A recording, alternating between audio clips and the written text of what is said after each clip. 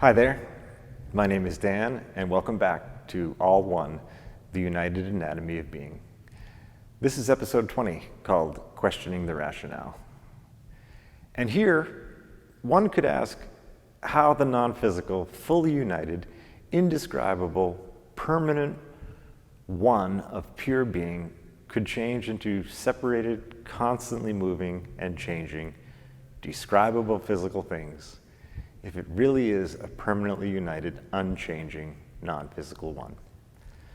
But again, the one itself did not change.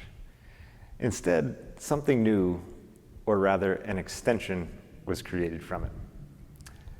The non-physical one is simply pure being, or again, even better said, the pure consciousness of being. Being and consciousness of being never cease. This does not change. Regardless of any state or any level, being still exists. And while the non-physical one is the source of everything else, and is thus also everything else, it is ultimately and most simply just being and the consciousness of that being. And what this really means, and never changes, is that it is. Again, pure consciousness became aware of its own uniting and separating potential, and it will be explained shortly how anything with potential is already a form of energy, which means that in the potential for union and separation is actual uniting and separating energy. The uniting and separating energies were created from pure consciousness, are highly correlated, and are always in balance with a very slight dominance for union, because for anything to separate, it must first be united. The effects of these two energies resulted in the creation of the entire physical universe, all to fulfill the desire for happiness. This is so important, all to experience something new and different beyond the unchanging one thing. So this whole physical universe exists for experience and happiness. But it was not pure consciousness that had this desire for something new. The non-physical soul or spirit remains the unchanging state of pure being and the pure consciousness of that being. This again never changes. It is the next created level, the heart level, that feels and desires authentically. As soon as there was awareness of more than just blissful being, but rather being only one unchanging thing, there was no longer just one level of consciousness or awareness. There were now two things of which to be aware or conscious, which means the doors opened for the heart level and its feelings, and the mind level and its thoughts, differentiations, and dualities. The non-physical, at its purest or most fundamental level, does not experience desire or loneliness or happiness or unhappiness.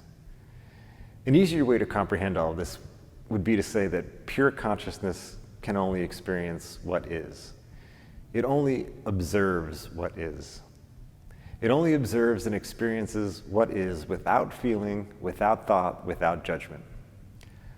But as pure consciousness, or the non-physical level, developed into the uniting energy or feeling level, and the separating energy or thought level, and ultimately the physical or body level, it also became all of these things. The non-physical, or simply being, is all that is. So it is all of these things. There is an example used in spiritual teachings of what is possible when a human expands consciousness of their various levels toward pure consciousness, or the self-awareness that we are more than our body, our thoughts, and our feelings, but are also the soul.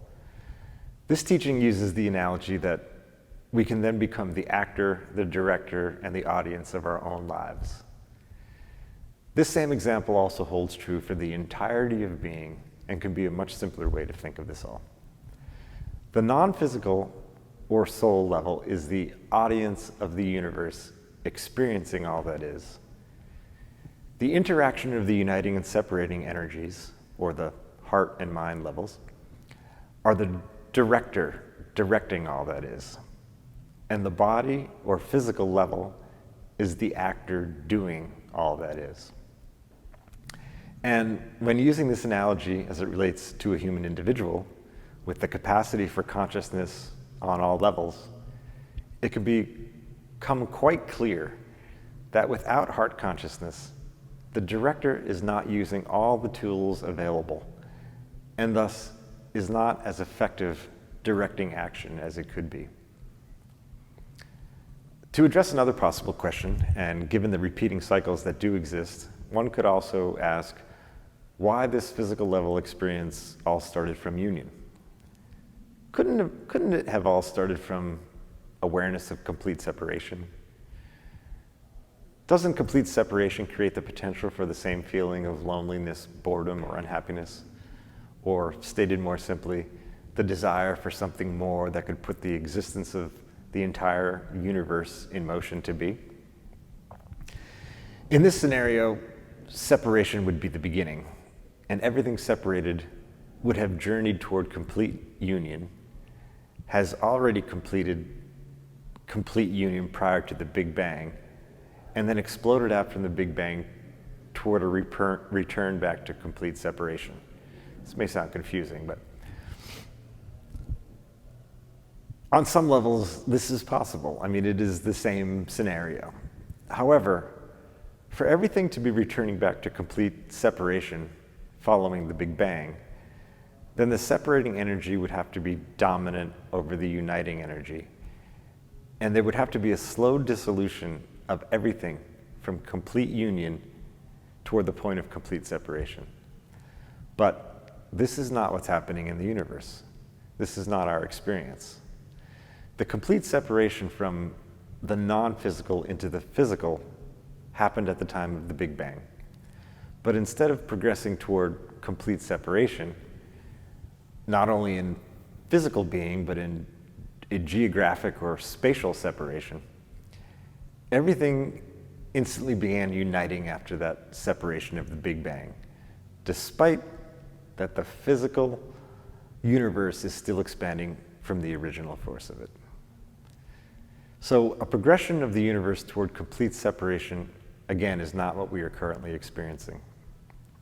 The point or the event of complete separation into physical level manifestation was the Big Bang, and the journeying back home or reuniting together is what creates all the new and various different things in physical existence of which to be conscious, of which to experience, and which addresses a feeling of loneliness, boredom, or unhappiness resulting from the consciousness of being only one thing.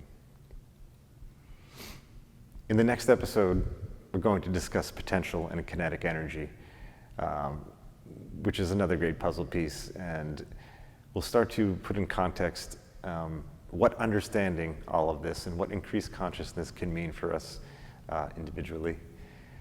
So thank you very much for joining me, and I look forward to seeing you in the next episode.